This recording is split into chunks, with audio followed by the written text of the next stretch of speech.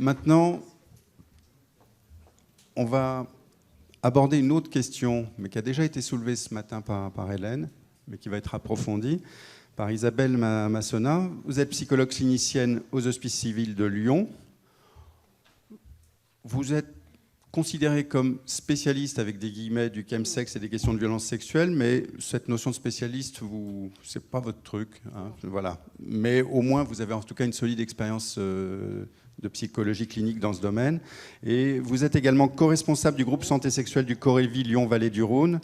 C'est le Corévi qui est d'ailleurs à l'origine du documentaire Plan Perché, qui sera projeté ce soir au cinéma Diagonale pour ceux qui ont pu s'inscrire et qui assisteront à la projection. Et il reste des places. Bon, si... Voilà. Alors, on va vous laisser présenter. Voilà. Donc, on a beaucoup évoqué depuis ce matin les risques liés... Alors, je vous laisse 2 minutes de papotage entre vous, mais après ça, on va reprendre. Donc, on a beaucoup parlé ce matin des risques liés aux produits eux-mêmes, aux IST, au VIH, mais il y a une autre question qui est celle des violences sexuelles et qui est beaucoup moins souvent évoquée. Et en fait, quand on parle de chemsex, on parle un peu de sexualité augmentée, qui semble aussi augmenter les violences sexuelles. Et donc, comment on aborde la question du consentement quand les partenaires sont sous l'emprise de produits psychoactifs et que, quelque part, le contexte sexuel fait que tout est permis et que le consentement est présumé? Et est-ce que cet usage du chemsex, c'est un facteur de ces violences ou est-ce que c'en est le révélateur? Pour une vingtaine de minutes, pour laisser un peu de place aux questions, et je vous ferai signe pour les délais. Merci. Oui, bonjour à tous. Merci pour cette invitation. Donc, on va parler d'un sujet un petit peu sensible. Donc, tout d'abord, on va faire un constat en quelques chiffres avec des verbatims qui sont issus de notre vidéo témoignages de chemsexeurs, des témoignages qui nous ont surpris parce que si l'addiction est un motif de consultation psychologique, la question des violences sexuelles n'en est pas un, pas plus d'ailleurs qu'elles ne font l'objet d'une demande de traitement pénal, mais pour autant, la problématique des questions, cette problématique des violences sexuelles, ça a parlé à 5 de nos témoins. Donc tout ça nous amènera à un questionnement. Est-ce que le chemsex ne met pas en évidence une culture gay dans laquelle la violence serait banalisée? Alors on va passer, parce que je pense que vous êtes tous d'accord. Tout d'abord, la question du consentement. Alors voilà comment Larousse la présente. Il le présente d'une manière extrêmement simple. C'est l'action de donner son accord à une action ou à un projet.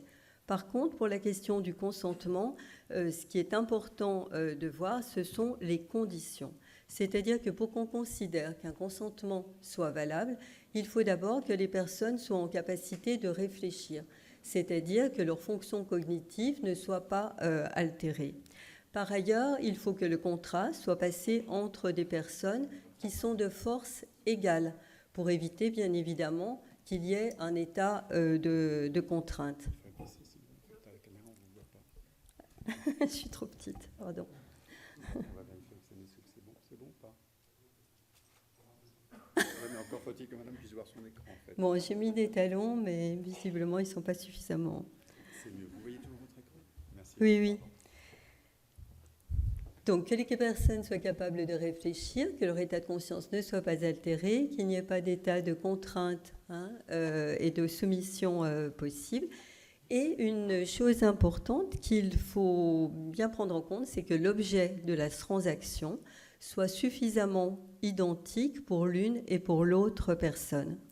Alors, dans le contexte du chemsex, on a 2 types de consentement. Le premier, qui est le consentement à consommer des produits, et le deuxième, qui est le consentement à avoir des relations sexuelles en ayant consommé des produits. Donc voilà, vous voyez, c'est terminé, on est fini de la simplicité, on rentre déjà dans quelque chose de complexe. Alors, en quelques chiffres, ces chiffres sont issus d'une étude qui a été rapportée dans le rapport du professeur Benyamina et qui nous dit que 18% des sujets ont rapporté ne pas avoir consenti à la consommation de drogue.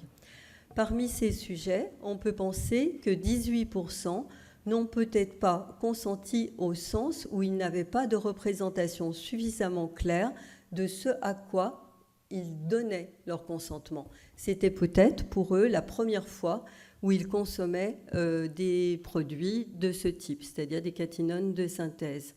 On peut penser aussi que peut-être est-ce que leur état de conscience était déjà altéré par la consommation d'autres produits ou tout simplement d'alcool auparavant. On peut penser aussi que parmi ces 18%, certains d'entre eux étaient dans un rapport de soumission, pas un rapport de soumission réel, mais une pression soumise au groupe. On peut penser d'ailleurs que l'état amoureux peut faire partie d'un état de soumission. On se sent obligé, contraint, on peut avoir peur aussi des railleries, etc.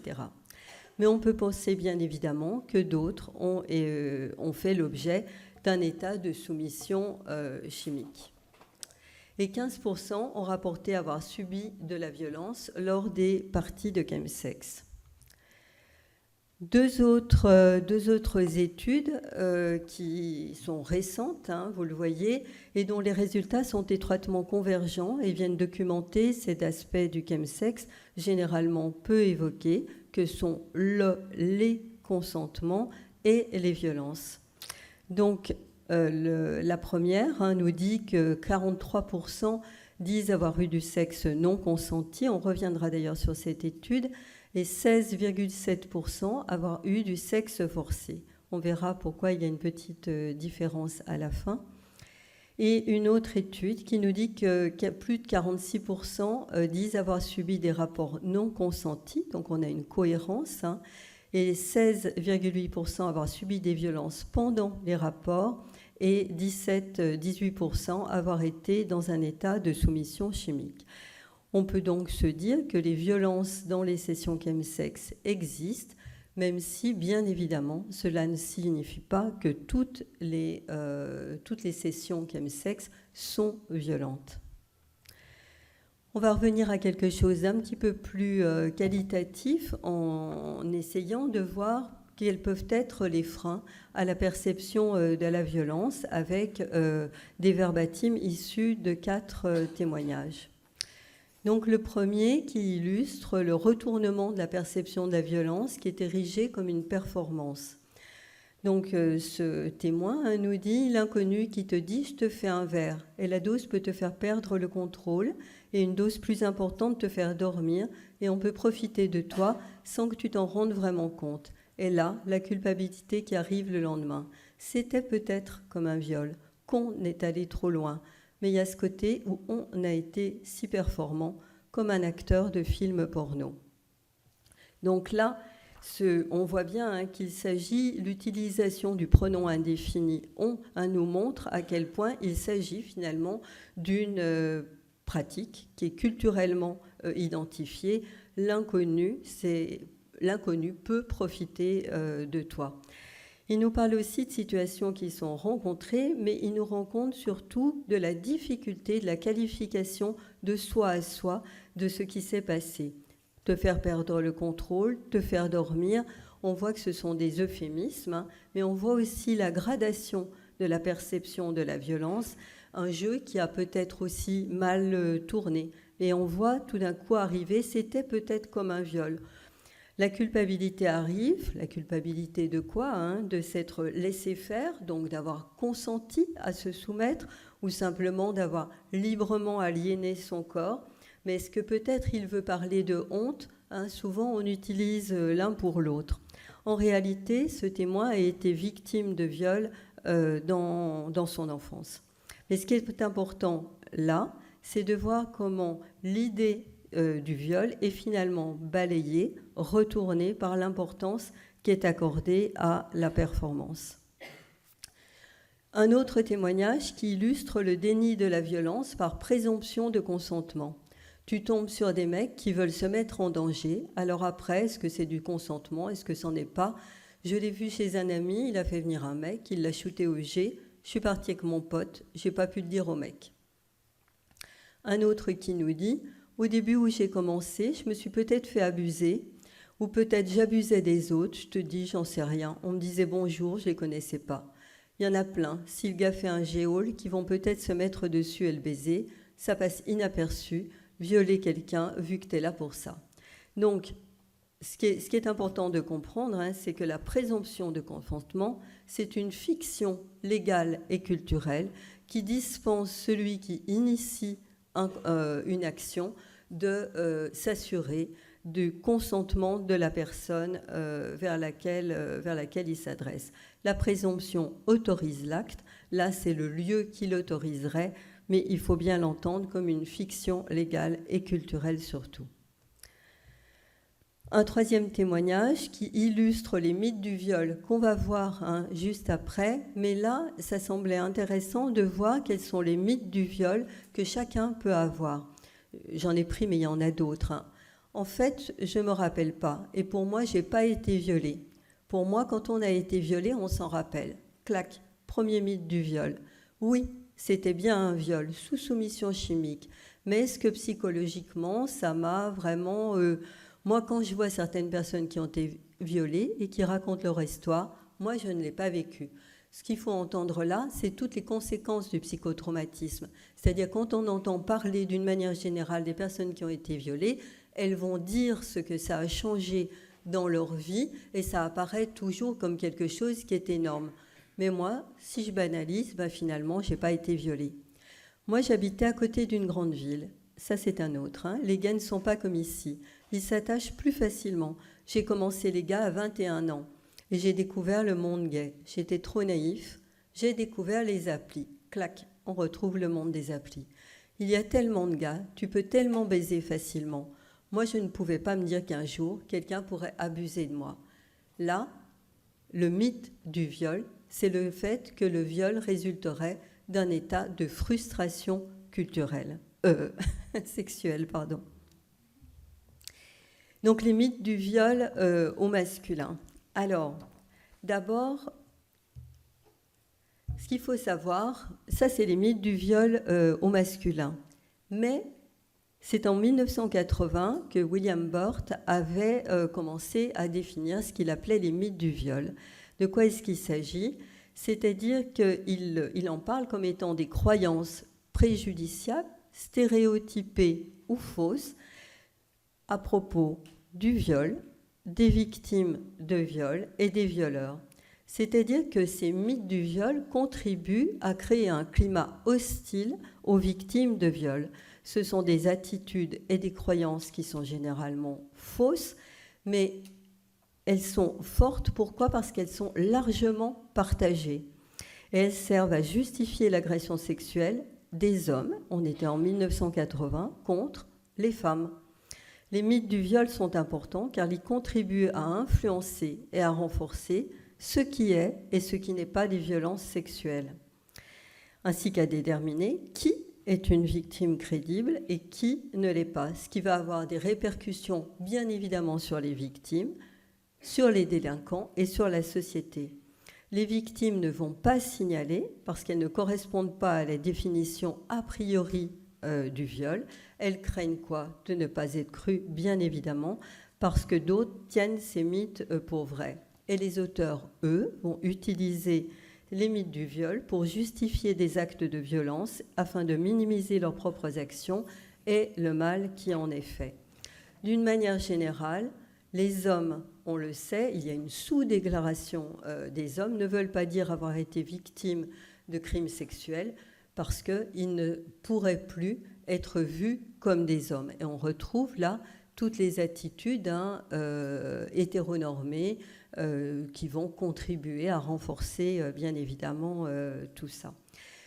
Pour autant, il faut savoir que ça a exactement les mêmes conséquences sur les hommes et sur les femmes en termes de psychotrauma.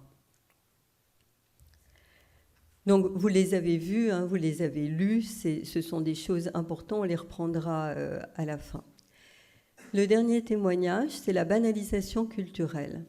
Il y a toujours une personne...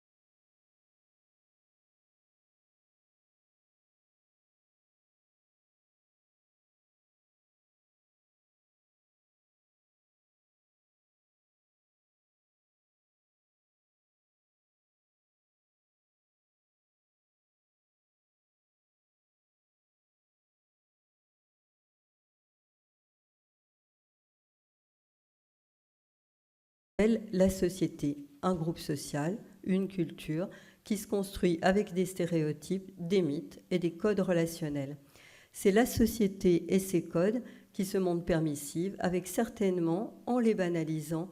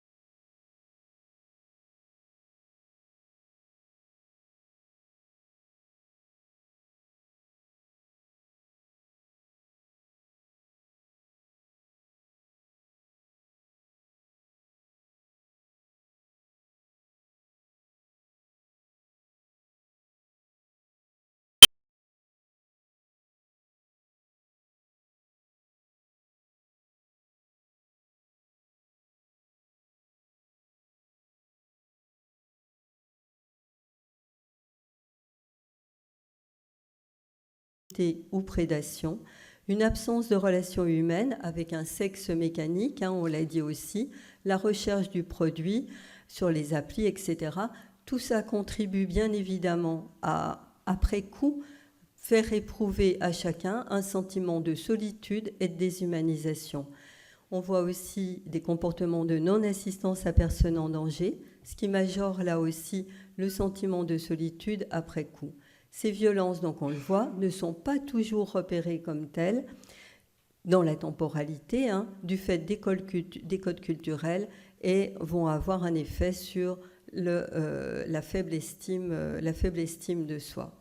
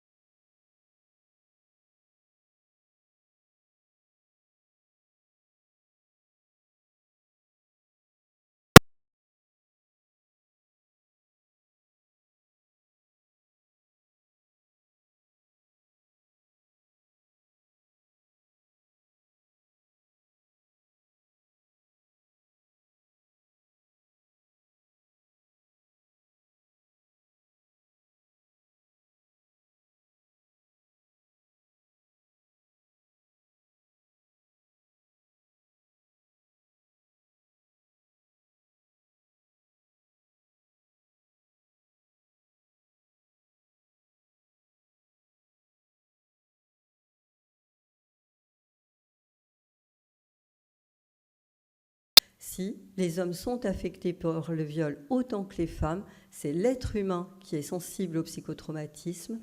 Une femme ne peut pas agresser sexuellement un homme, c'est faux. Une femme peut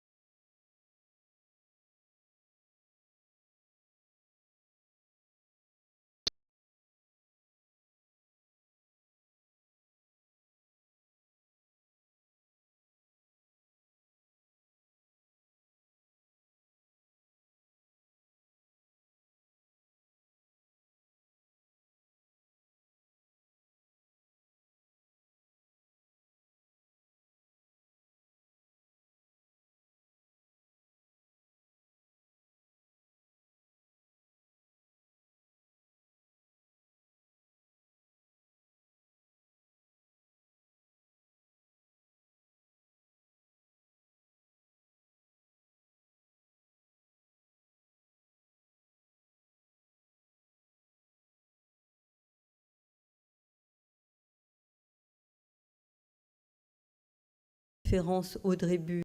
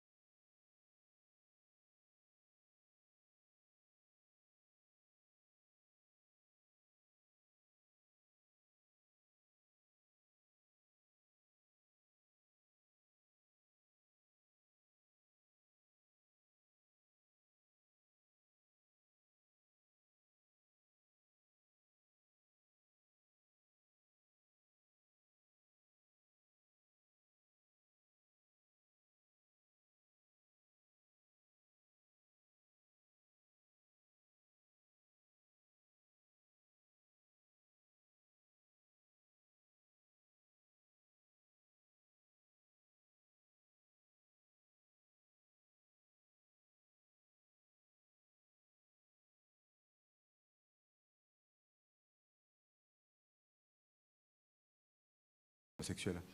Oui, absolument.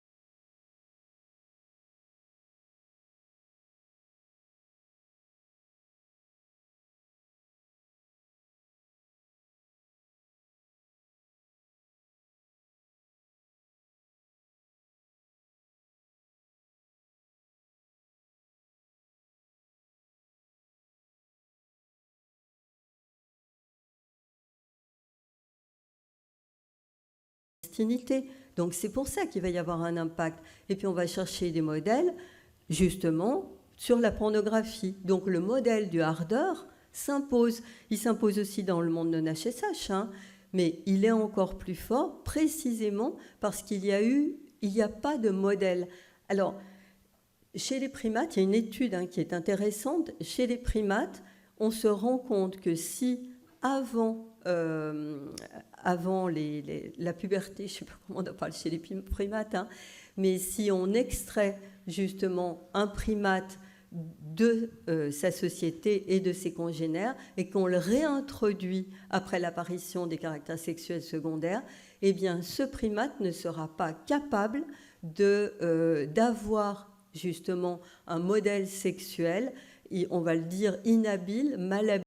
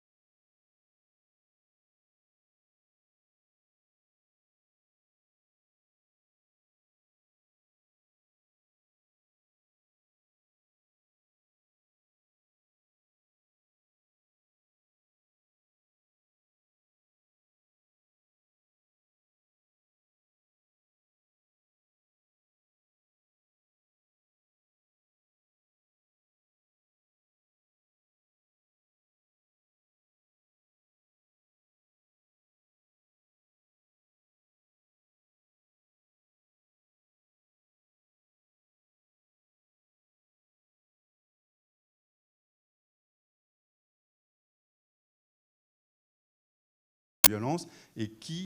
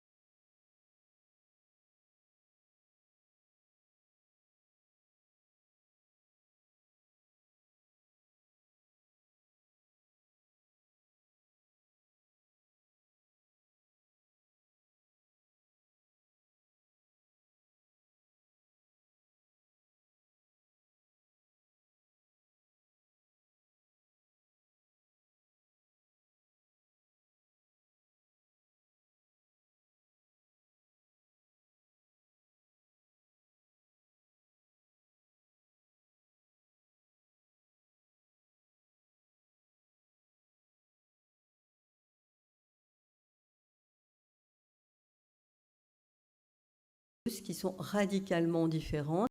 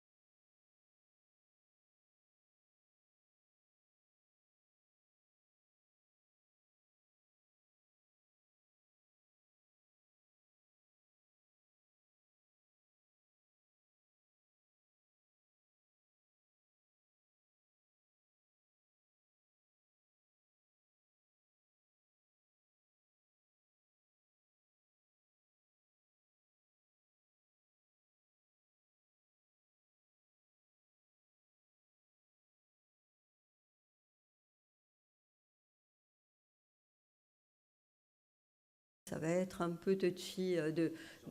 Ouais. D'accord. Par ailleurs, on est les premiers à reproduire des schémas d'exclusion en intracommunautaire. On est extrêmement fort pour faire ça. Il suffit de voir le rejet des chemsexeurs au sein de nos propres communautés et aller exprimer des violences sexuelles.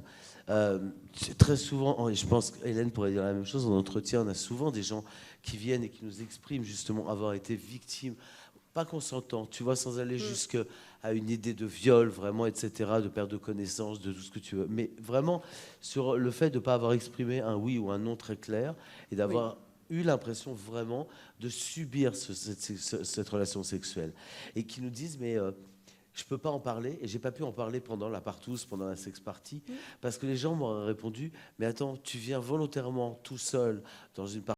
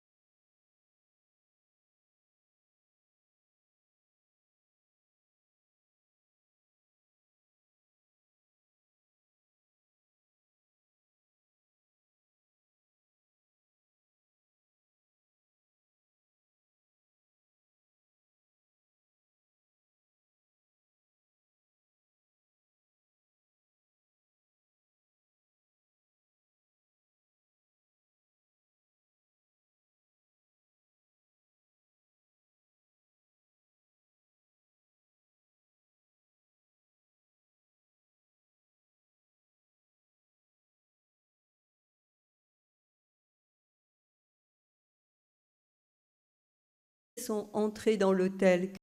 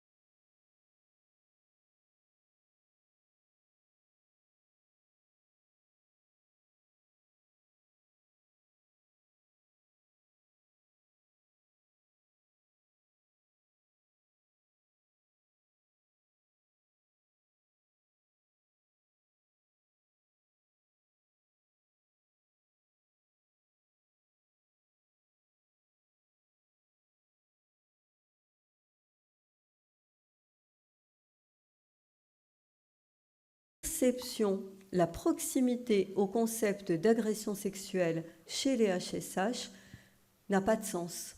Donc du coup, je pense qu'il faut se centrer vraiment sur l'intrasubjectif en disant, vous, qu'est-ce que ça vous a fait? Est-ce que vous en avez parlé? Et Marc Chély, donc, de Fernand Vidal, montre justement comment le fait d'en avoir parlé à une seule personne va réduire ensuite l'impact du psychotrauma. Une seule personne. Donc si vous êtes cette personne-là, ben finalement, c'est drôlement intéressant. Et puis d'y revenir la fois d'après. C'est-à-dire de dire, bon, on s'était parlé de ça la fois d'avant. Aujourd'hui, comment est-ce que vous allez? Mais on les connaît, hein, les signes du psychotrauma, et il faut pouvoir parfois le dire. Est-ce que vous avez des troubles de la concentration? Il faut les nommer. Et du coup, ça engage la conversation, en fait, sur ce thème-là. Et justement, il parle vraiment d'engager une conversation. Ça, c'est drôlement important. Alors, je prends sur moi le fait d'une dernière question, rapidement, s'il vous plaît. Alors ma question, c'était plus par rapport aux auteurs, parce que là, on pose la question par rapport aux victimes, mais on suppose qu'on doit voir aussi en communautaire beaucoup d'auteurs de violences sexuelles qui aussi parfois ne savent pas, voilà, et comment poser la question, comment creuser là-dessus, et comment entre guillemets prendre en charge, etc. Alors, c'est une question extrêmement sensible là aussi, et justement, Chris Ward, dans l'étude qu'il avait faite et le rapport qu'il avait fait à Berlin, je crois que c'était en 2017, montrait justement que lorsque sa clinique, qui est une clinique à Manchester, quand ils se sont rendus compte qu'ils pouvaient être à la fois auteurs et agresseurs, a produit justement parmi le personnel, parmi les soignants, ça les a gênés. C'est-à-dire que justement, ça a constitué, on peut l'imaginer, un frein à poser des questions. Parce que culturellement, nous les soignants, on aime bien les victimes. Voilà. Par contre, le fait de se dire auteur, et je pense qu'il faut en avoir conscience. Et quand on dit, c'est comme l'orientation sexuelle, on peut dire je m'en fous. On peut le dire aussi différemment, ça m'est indifférent. C'est-à-dire je sais quelque chose, mais ça m'est indifférent parce que je peux concevoir que le monde est comme ça et que ça ne me pose pas de problème de pouvoir investir, quelle que soit la couleur, l'orientation sexuelle, etc. Eh bien là, je pense que c'est un dernier tabou, et on le voit bien aujourd'hui, c'est le dernier truc, l'homme à abattre. Avant, c'était les voleurs de grand chemin. Aujourd'hui, c'est le violeur, c'est l'auteur de violences sexuelles. On l'a vu dans tout ce qui se passe, on continue de le voir, on ne veut pas les entendre, on ne veut rien comprendre. Or, si, il y a quand même quelque chose à entendre, il y a quelque chose à comprendre. Et si on sait que justement, dans les jeux sexuels qui nous permettent justement d'apprivoiser le corps avec l'autre, ces jeux sexuels joués au docteur, ça fait partie aussi de tout ça, juste avant, en prépuberté, autour de la puberté. Mais parfois, ça peut aussi mal tourner. Et ça peut aussi mal tourner. Et la répétition peut avoir lieu. Et je crois qu'il faut vraiment là qu'on puisse en parler assez tranquillement. Moi, j'ai eu pas mal de patients qui en ont parlé, qui vivent dans la honte la plus absolue. Un jour, ça sort, on ne sait même pas comment, et tout d'un coup, ils en parlent. Je crois que ça a quelque chose d'apaisant et que ça peut transformer et apaiser. La sexualité, elle a besoin d'apaisement. Quand il y a trop d'excitation ou quand on cherche, justement, quand ça produit des émotions trop intenses, eh bien, la régulation peut être dans l'agir, parce que l'agir évite justement tout ça. Merci infiniment. On va arrêter là si vous voulez bien. Moi,